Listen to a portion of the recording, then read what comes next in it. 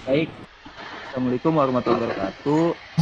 Di sini kita dari kelompok satu ingin mempresentasikan hasil kerja kelompok kami yang berjudul bekerja efektif dan efisien.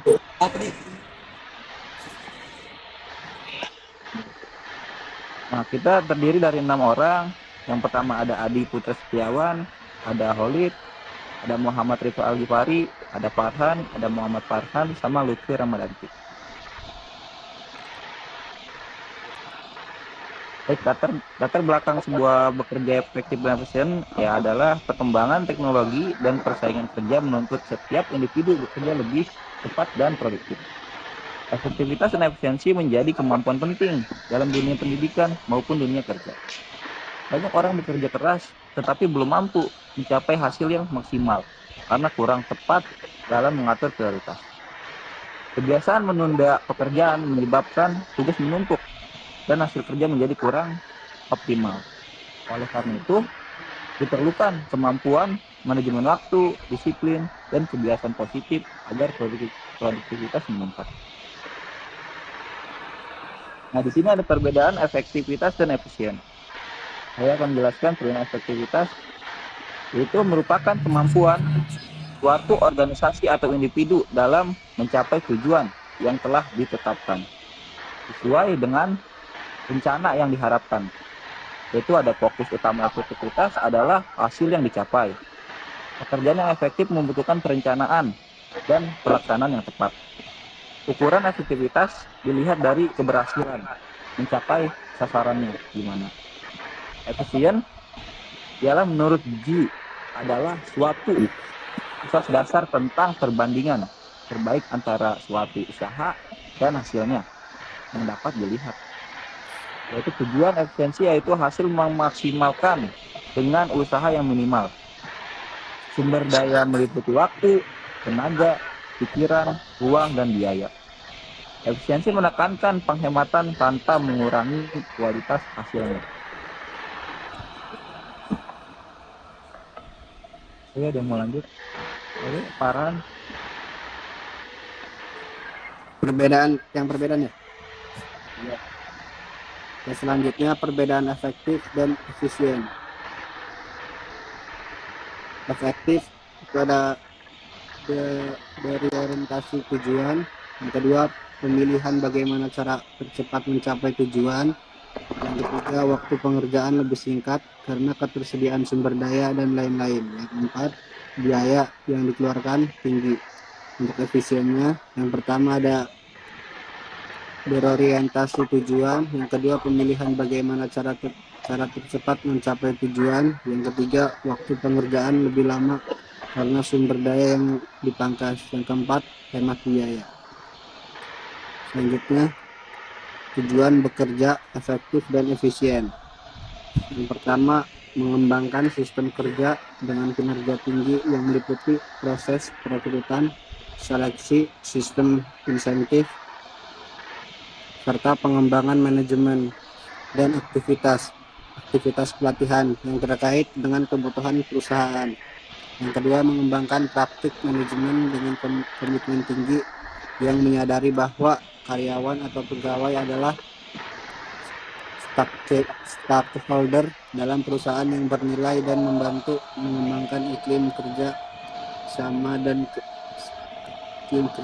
dan kepercayaan bersama. Yang ketiga, memastikan bahwa persamaan kesempatan tersedia untuk semua.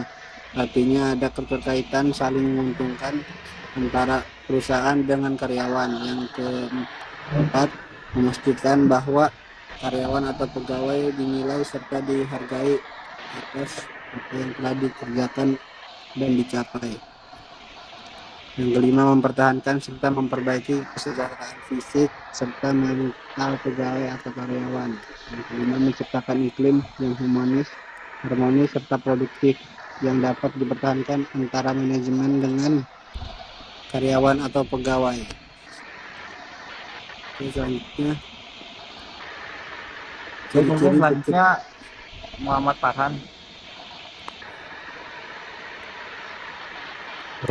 Ciri-ciri bekerja efektif dan efisien. Yang pertama, memiliki kemampuan merumuskan tujuan hidup atau usaha secara jelas. Yang kedua, memiliki motivasi dan tekad yang kuat dalam bekerja. Yang ketiga, memiliki inisiatif dan tidak bergantung pada orang lain. Yang keempat, memiliki kemampuan berinovasi dan kreativitas tinggi. Yang kelima, mampu membentuk serta mengembangkan modal material, sosial, dan intelektual. Yang keenam, mampu mengatur waktu dan menentukan prioritas pekerjaan. Dan yang ketujuh, mampu mengambil pelajaran dari pengalaman baik maupun buruk. Prinsip bekerja sama efektif dan efisien. Yang pertama, tujuan dirumuskan dengan jelas. Yang kedua, kegiatan yang dilakukan harus masuk akal dan terencana. Yang ketiga, adanya tenaga kerja atau staf yang cakap. Yang keempat, menerapkan menerapkan disiplin dalam bekerja sama. Yang kelima, memberikan balas jasa yang adil. Yang keenam, adanya laporan yang terpercaya, cepat, akurat, dan sistem informasi yang baik.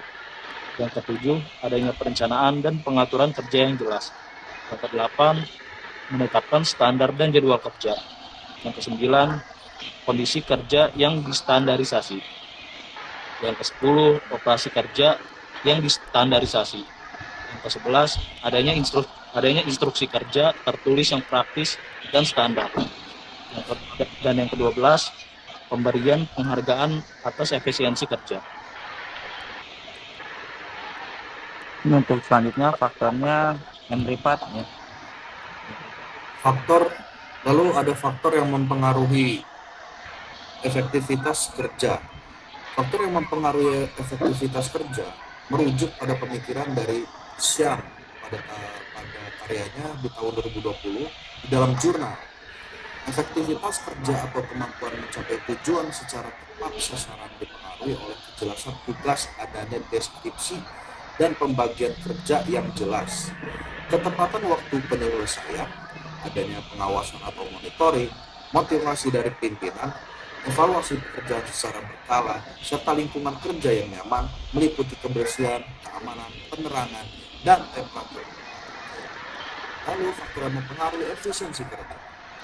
Jadi faktor yang ini ditinjau dari aspek efisiensi, maksimalkan output dengan input seminimal mungkin.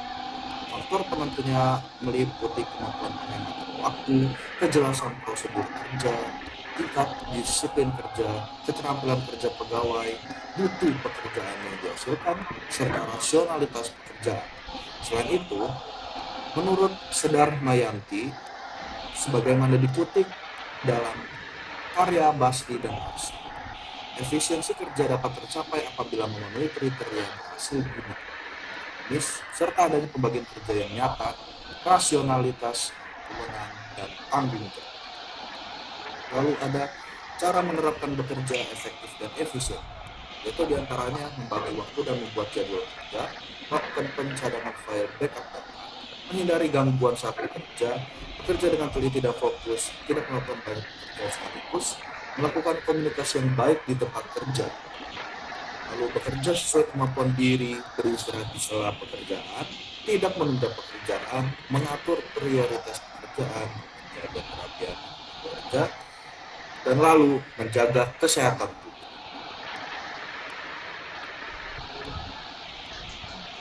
Itu manfaat bekerja efektif mungkin Lutfi Ramadanti dari paparan. Hambatan dalam bekerja efektif dan efisien, yang pertama, kesenjangan dan ketidakcocokan keterampilan skill mismatch, disorientasi peran dan ambiguitas tanggung jawab, rendahnya motivasi dan ketidakpuasan kerja, kelelahan fisik mental dan tekanan kerja berlebihan, ketidakseimbangan kepentingan, konflik of interest.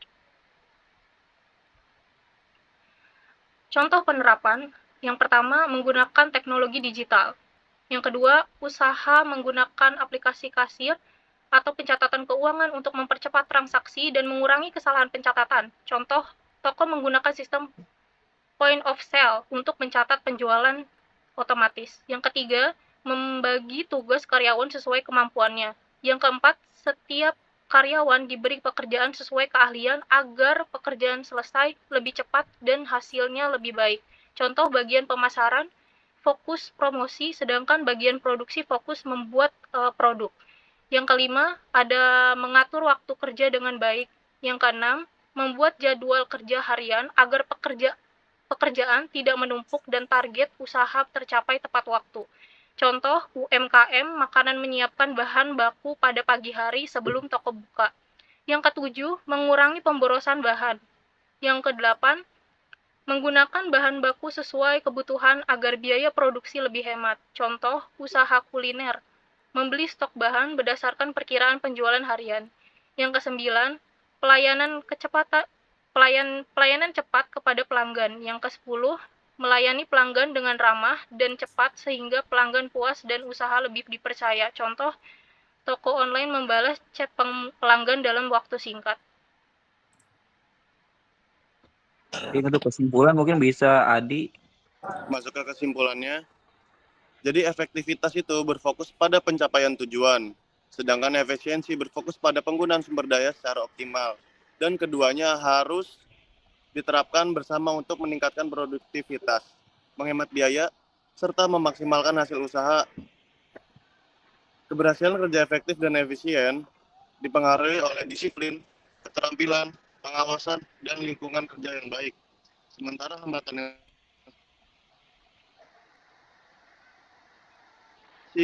kelelahan kerja dan konflik organisasi. Oleh karena itu, bekerja secara efektif dan efisien perlu produktivitas dan daya saing meningkat. Kemudian masuk ke tanya jawab. Jadi ada Baik. beberapa pertanyaan dari teman mahasiswa. Yang pertama itu pertanyaannya, apakah bekerja lebih lama selalu menghasilkan pekerjaan yang lebih efektif dan mengapa?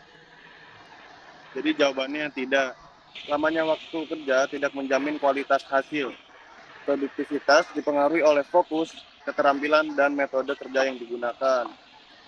Kemudian jawaban pertanyaan selanjutnya itu, bagaimana cara menerapkan prinsip bekerja efektif dan efisien dalam kegiatan sekolah, kegiatan belajar di sekolah atau kuliah?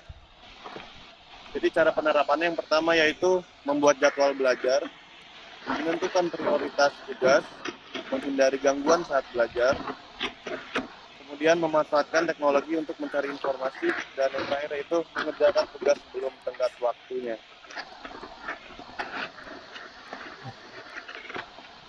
Baik, terima kasih untuk semuanya. Mungkin itu pertanyaan dari rekan mahasiswa kita ya, yang bertanya ini sudah dijawab juga oleh kelompok 1. Mungkin begitu saja presentasi dari kelompok 1, kurang lebihnya mohon maaf. Terima kasih. Assalamualaikum warahmatullahi wabarakatuh. Waalaikumsalam warahmatullahi wabarakatuh.